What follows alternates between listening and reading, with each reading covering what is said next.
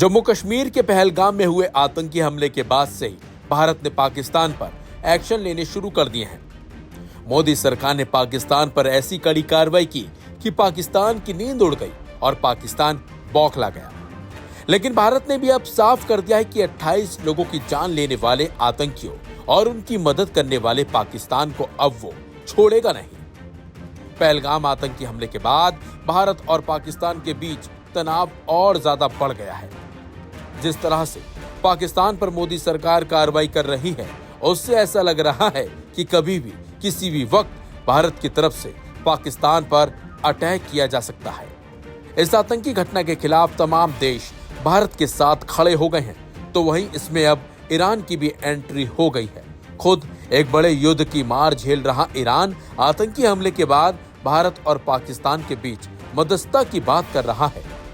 Iran की तरफ से शुक्रवार को भारत पाकिस्तान के बीच मध्यस्थता की पेशकश की गई है।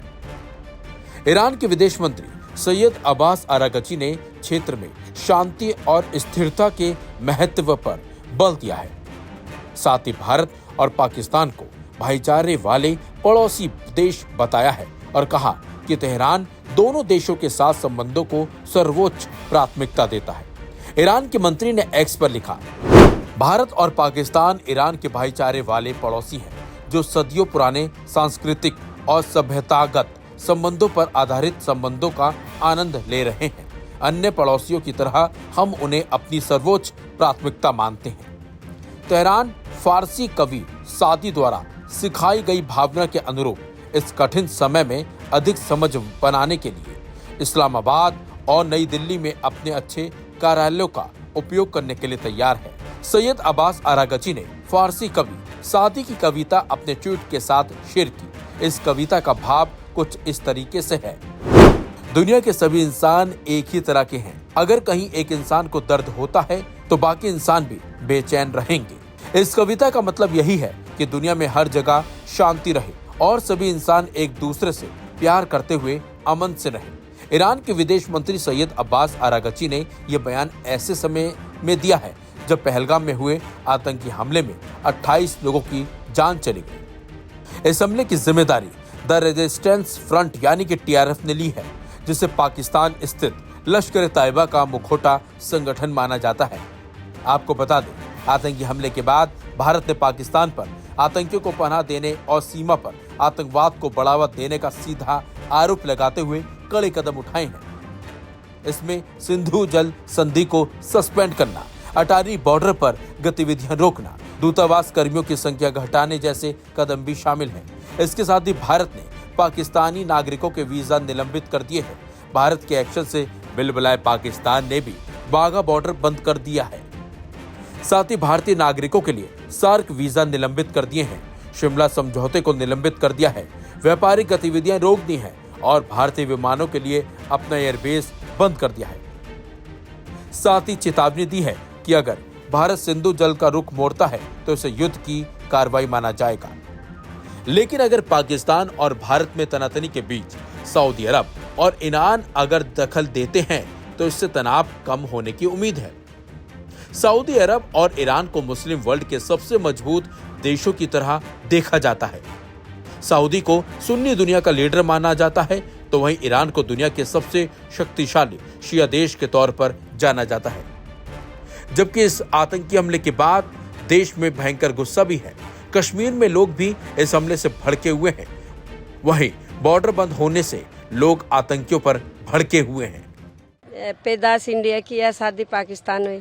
तो आज जा रहे हो, किस वजह से जा रहे हो, क्या हुआ? ये इस मसले की वजह से जा रहे, शादी में आए थे। आज भांजी की शादी है, 1.5 महीने का वीजा था, 15 दिन में रवानगी होगी। अभी तक तो किसी से ना मिले ना चिले, अचानक बोले जाओ जाओ। तो शादी कब थी? आज की है। तो आपको छोड़ने हैं 7 दिन की शादी थी? वे कैसे, आधे भाई आए आधे आए नहीं।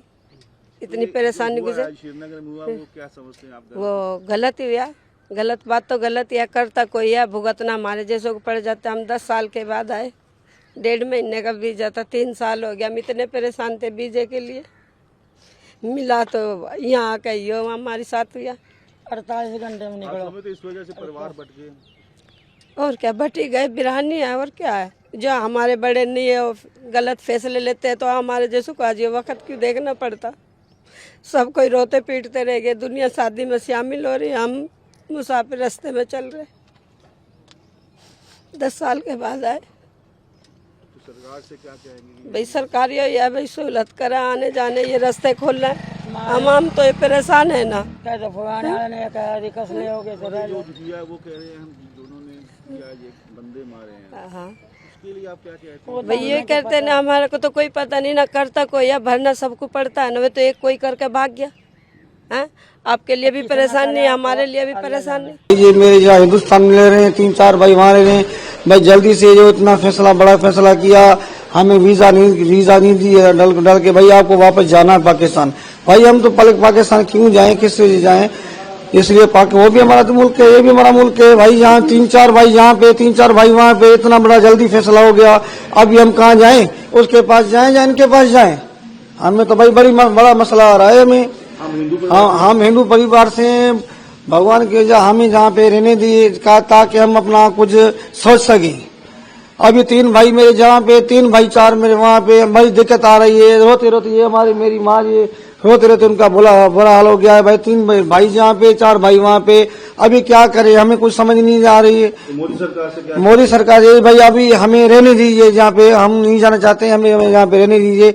हम जब भी अपने जाएंगे तो अपने मर्जी से जाएंगे, जबरदस्ती क्यों निकाल रहे हैं हमें? तो जो हालात हुए श्रीनगर में, भाई हालात श्रीनगर में हो रहे हैं, उनका जिम्मेदार हम तो नहीं है। सारे 1-2-3 बंदों के लिए सारे कसूरवार हम तो नहीं है। हमने क्या भाई गुनाह किया जो हमें बस पकड़ो भाई, निकलो निकलो निकलो, ये क्या तुम पाकिस्तानी? हुआ यहाँ पे आपको? यहाँ पे तकरीबन मुझे 1 महीना हुआ है। मेरे भाई को 6-7 साल हो गए इधर हो रहे। तो रहने वाले आप पाकिस्तान के वहाँ कितने साल से रह रहे हो? वहाँ तो मेरी सारी उम्र गुजर गई है हमारी।